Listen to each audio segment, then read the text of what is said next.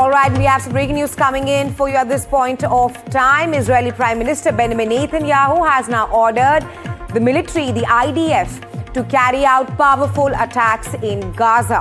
This comes after Bibi alleged that Hamas committed a clear violation of the ceasefire deal.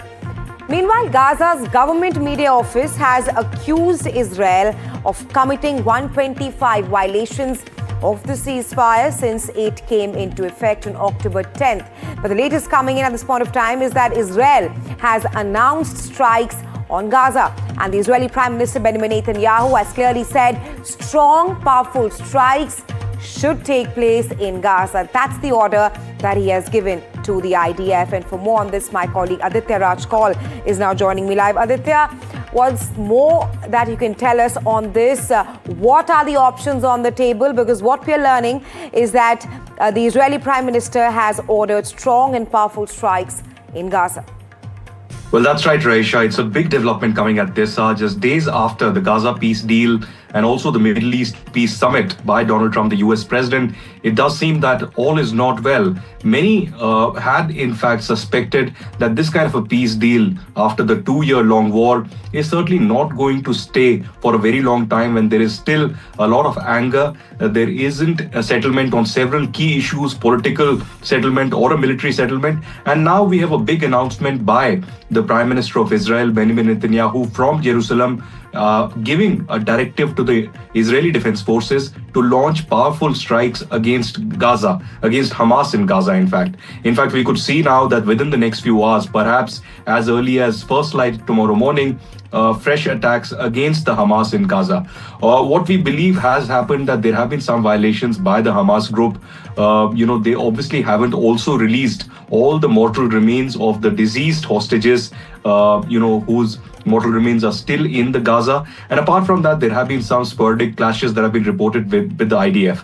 On the other hand, the Hamas has refused to, go ahead with the repatriation of the mortal remains that had to take place this evening.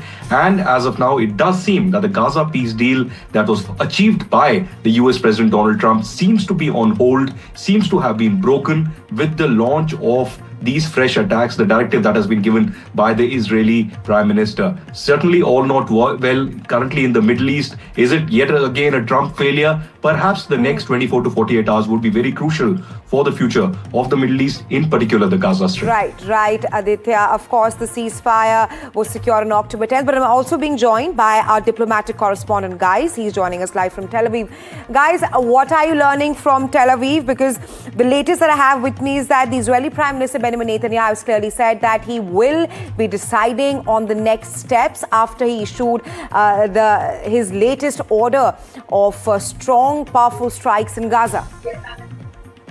Good evening, and thank you for having me. Yes, first we need to emphasize we're more than 2 weeks into this ceasefire between Israel and Hamas, and very clearly Hamas has not fulfilled its obligations under this ceasefire agreement. The fourth clause in the plan presented by President Trump stipulates that within 72 hours of this ceasefire coming into fruition, Hamas must release all the living and deceased Israeli hostages.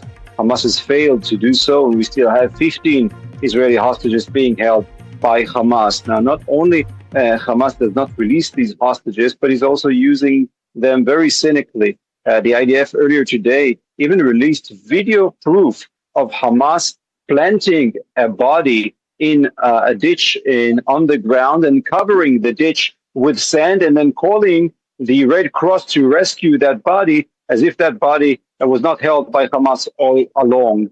Adding to that, yesterday Hamas was supposed to release another Israeli hostage out of the 13, and instead released remains of an Israeli that was killed in Gaza a long time ago, and Hamas was holding on to some of its body parts. I'm sorry about the very graphic images, but this is the way that it is. But on top of everything, we saw another very serious incident this afternoon with Hamas opening fire on IDF forces. The IDF is not releasing all the information about that incident, but I can remind you the 2 Israeli troops were killed by Hamas fire just last week. Hamas then tried to explain that these Israelis were Right, killed right. by Just Hamas to- operatives that didn't even know about the ceasefire. All right. So Israel obviously has to react. Right, Guy, you've given us the Israeli perspective. Hamas says, the Gaza's government media there says that Israel has committed 125 violations. Are we now looking at as a sign of punishment that the Israeli Prime Minister may carry out an impact on the humanitarian aid there in Gaza?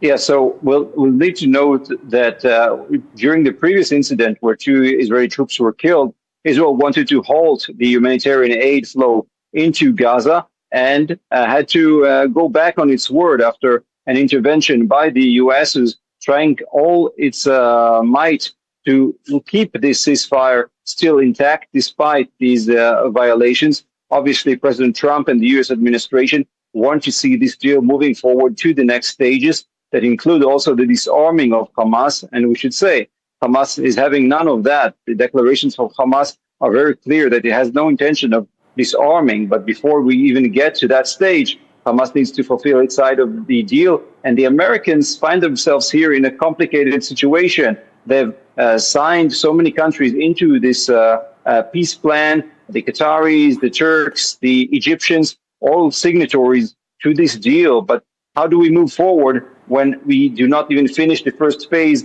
of this deal? And the Americans will have to give some answers to Israel as to where do they draw the line, as to when do they end the ceasefire, or would they keep ignoring these violations by Hamas?